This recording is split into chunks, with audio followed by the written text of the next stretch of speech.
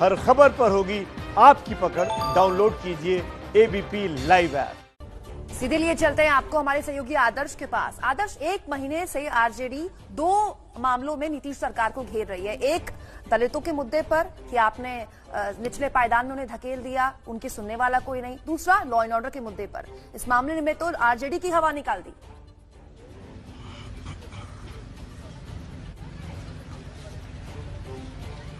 बिल्कुल कह सकते हैं। और चूंकि चुनाव का मौसम है, ऐसे में बहुत सारे वादे, बहुत सारे वार किए जाते हैं, लेकिन ये जो वार है, या यूं कहें कि ये जो आरोप लगा है, वो बेहद ही संवेदनशील है। और वो इसलिए है क्योंकि जिस फर्द बयान को उनकी पत्नी शक्ति मलिक, जिनकी हत्या हुई है, उनकी पत्नी ने जो फर्द बयान दिया है पुलिस को, उसकी कॉपी एबीपी न्यूज के पास मौजूद है। और उस कॉपी में उन्होंने साफ तौर पर लिखा है कि शक्ति मलिक की तेजस्वी यादव से बातचीत होती थी और उन्होंने ये तक कहा था कि वो रानीगंज विधानसभा सीट से उनको टिकट देंगे, जिसके बदले में 50 लाख रुपए की मांग की गई थी। इसमें यह भी लिखा गया है कि 50 लाख रुपए नहीं देने के एवज में तेजस्वी यादव ने उन्हें धमकाया भी था, साथ ही साथ आगे देख लेने की बात कही थी। अब इसमें से 6 और लोगों की तरफ से नाम दिए गए हैं। और बड़ी बात यह है कि जिस जगह पर हत्या हुई है वो लालू राज की भी याद दिलाता है, क्योंकि मैं जिस जगह पर मौजूद हूं, ये शक्ति मलिक का घर है।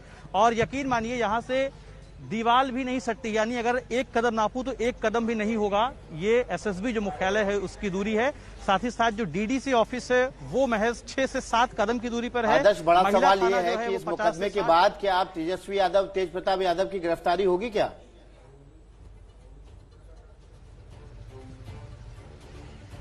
देखिए, फिलहाल ये कहना मुश्किल है, क्योंकि जिस तरीके से ये केस चल रहा है उसमें एक बयान पर नहीं जा सकता। अभी यहाँ पर एफएसएल की टीम भी जो है वो भी जांच कर रही है, और ऐसे में तमाम पहलू देखे जाएंगे कि क्या ये सच में जो आरोप लगाए गए हैं वो कुछ बुनियाद रखते हैं या नहीं रखते हैं। फिलहाल चुनाव मौसम है, ऐसे में ये भी माना जा सकता है कि हो सकता है किसी विरोधी ने इस साजिश का फायदा लेने की कोशिश की हो, ये भी हो सकता है। ऐसे में देखना होगा कि क्या इस पर तेजस्वी यादव पर नकेल कसती है या नहीं। बिल्कुल आदर्श, आप इस पूरे मामले पर लगातार नजर बनाए रखिए, आगे भी आपका हम रुख करते रहेंगे। इस मामले में अपडेट देने के लिए सीधी ले चलते हैं आपको हमारे सहयोगी अबीर के पास, जो कि इस वक्त ग्राउंड जीरो पर मौजूद है। अबीर, आज बंद भी बुलाया गया है वहां पर, लेकिन राजनीतिक आरोप प्रत्यारोप चलते रहेंगे, लेकिन लॉ एंड ऑर्डर को लेकर तो एक बड़ा सवाल ये घटना उठाती है ना। देखिए, बिल्कुल आपको पहले दिखाऊंगा कि जहां पर ये घटना हुआ है, कल रात 8:30 बजे घटना हुई है। ये जो युवा नेता है बीजेपी का, उसको मर्डर कर दिया गया है। कल रात को 8:30 बजे के पहले वो हावड़ा में एक प्रोग्राम में गए थे, उसके साथ अर्जुन सिंह बीजेपी का जो सांसद थे वो भी थे। वो बैरकपुर में उनको 8 बजे तक वहां पर उतर के वो जब अपने काम पे चले गए, ये जो पार्टी ऑफिस है जहां पर हम लोग अभी खड़े हैं पीटी रोड के ऊपर, ये पार्टी ऑफिस में आए थे मनीष शुक्ला। इसके बाद चाय पीने के लिए इस पार्टी ऑफिस से थोड़ा दूर वहां पर वो गए। उसी टाइम पे ये जो बीटी रोड है, हर वक्त यहाँ पर गाड़ी चलता है, हर वक्त यहाँ पर बहुत लोग मौजूद रहता है, जैसे कि आप अभी देख सकते हैं। यहाँ पर 2 बाइक आए एवं 2 बाइक में 2 करके एक्यूज था, एवं आने के बाद वो एक्यूज यहाँ पर उतर के, ये जो जगह है यहाँ पर अभी पीओ है, पोस्ट ऑफ ऑकरेंस, यहाँ पर भीड़ रहा है। अभी भी यहाँ पे ब्लड स्टेन है, यहाँ पर देखा गया कि यहाँ पर गोली चला के वो लोग भाग गए। अभी बहुत पुलिस यहाँ पर है। अर्जुन सिंह भी थोड़ी देर पहले यहाँ पर आए थे, एवं अर्जुन हम देख सकते हैं बैरकपुर कमिश्नरेट के जो सीपी पुलिस कमिश्नर वो भी आए। कौन ये घटना के पीछे है वो देखने के लिए वो ट्राई कर रहे हैं। अभी इन्वेस्टिगेशन चल रहा है, सीसीटीवी कैमरा फुटेज वो भी देख रहे हैं पुलिस। आप देख सकते हैं बैरकपुर कमिश्नरेट के जो पुलिस कमिश्नर है वो भी है। इस घटना के बाद बीजेपी का जो मानना है कि तृणमूल का बहुत कोई आके ये घटना किया है, लेकिन तृणमूल कांग्रेस के जो नेतृत्व है वो बोल रहे हैं कि बीजेपी का अंदर में जो क्लैश है उसके लिए ये घटना हुआ है। अभी भी यहाँ पर उत्तेजना है, अभी भी यहाँ पर बहुत जो बीजेपी का कार्यकर्ता है वो भी यहाँ पर है। कैसे ये घटना हुआ है, ये 8:30 बजे शाम को बहुत आदमी यहाँ पर रहते हैं, उसके बाद भी कैसे ये घटना हुआ है, वही এখন क्वेश्चन है। ये अभी एक बड़ा सवाल ये है, ये कहा जा रहा है कि थाने के एकदम सामने है ये जगह। थाना कितनी दूर है वहां पर? देखिए, सिर्फ थाना नहीं, आपको दिखाना चाहते हैं कि कितना इंपॉर्टेंट प्लेस है ये। इतना यहाँ पर बाएं तरफ ये म्यूनिसिपैलिटी है टीटागढ़ का, और दाएं तरफ थाने हैं। थाना और म्यूनिसिपैलिटी के ठीक बीचों बीच ये घटना स्थल। ऐसे यहाँ पर थाने के आप देख सकते हैं अभी जो आपको दिखाया कि पुलिस कमिश्नर यहाँ पर है, उसके बाद आपको दिखाएंगे कि यहाँ पर ये जो थाना है, मेरा कैमरा पर्सन संदीपन गुप्ता को दिखाने के लिए बोलेंगे। आप तो देख सकते हैं कि जहां पर हम हैं वहां पर घटनास्थल है, टीटागढ़ पुलिस स्टेशन का बोर्ड भी वहां पर लगा हुआ है। तो यही क्वेश्चन आता है, ऐसा कैसे हो गया? सामने पुलिस स्टेशन और यहाँ पे जो सीसीटीवी कैमरा है, कैमरा का जो फुटेज भी है, सामने पुलिस स्टेशन के सामने 2 आदमी एक बाइक पे और 2 आदमी और एक बाइक में आके शूट करके 4 गोली लगा है मनीष शुक्ला को। 2 यहाँ पे और 2 माथे पे एक लगा है। ये 4 गोली लगने के बाद उनको अपोलो अस्पताल बाईपास में है कोलकाता के, वहां पर लेकर जाने के बाद वहां से उनको अभी वहां पर कमिश्नर पहुंचे हुए हैं। कमिश्नर साहब से पूछिए कि थाने के सामने मर्डर हो जाता है, खौफ नहीं है लोगों को, अपराधियों को खौफ नहीं बचा है?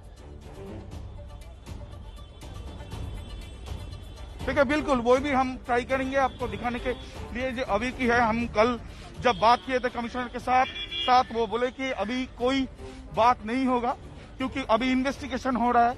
इन्वेस्टिगेशन चलने के समय कोई भी बात नहीं हो सकता है क्योंकि उसको वो जो बोल रहे हैं कि सीसीटीवी कैमरा फुटेज उनको मिला है, वहां पर दिखा गया कि मास्क पहन के, माथे पे टोपी पहन के कोई यहाँ पर थे और ये जो एक्यूज आए, ये एक्यूज में एक जो बाइक के पीछे बैठा था वो घटना किया है। अभी यहाँ पर है, उनके साथ थोड़ा बात करने की थाने के सामने कैसे हुआ ये है, वी आर डूइंग इट। थाने के सामने बगल में था, वो इन्वेस्टिगेशन हो रहा है, वी आर इन्वेस्टिगेटिंग और जो भी डिटेल मिलेगा वो बता देंगे। कोई अरेस्ट हुआ है क्या? कोई अरेस्ट हुआ है सर? हाँ, वो तो सब एंगल से देख डिटेल हुआ है, कोई अरेस्ट हुआ है? नो, अभी तक कुछ नहीं है।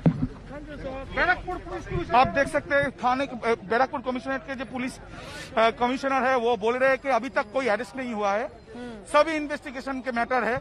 थाने के सामने ऐसा घटना हो गया, वो बोल रहे हैं कि अभी सभी इन्वेस्टिगेशन के मैटर है। बीजेपी का जो कार्यकर्ता है वो लोग बोल रहे हैं कि ऐसे कैसे हो सकता है? अगर थाने के सामने ऐसा हो सकता है तो थाने के से दूर में तो बहुत सारी जगह है, वहाँ पर क्या क्या हो सकता है वो चिंता करके वो लोग अभी हैरान है।